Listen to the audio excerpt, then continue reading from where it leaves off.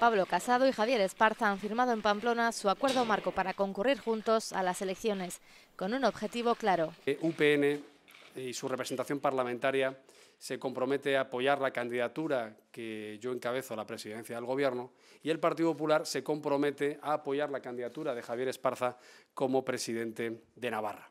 El instrumento de que yo pueda presidir España y que Javier Esparza tenga que presidir Navarra es sencillamente para evitar una hoja de ruta de ruptura. Nosotros estamos empeñados en que el independentismo no decida nada en relación a España. Estamos empeñados en que el independentismo, me da igual catalán que vasco, no sea quien determine quién preside nuestro país.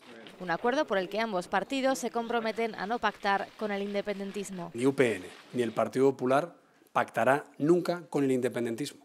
UPN quiere más autogobierno para Navarra, pero nosotros para construir con lealtad España.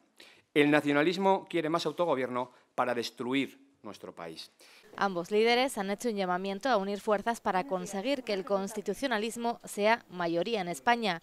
Casado ha hecho un llamamiento directo al PSN. Estoy convencido que ellos no tendrán ningún inconveniente en apoyar a Javier Esparza si es el candidato más votado al constitucionalismo. El acuerdo recoge que corresponderá a UPN tomar aquellas decisiones cuyo objetivo pretenda el mejor resultado electoral en Navarra.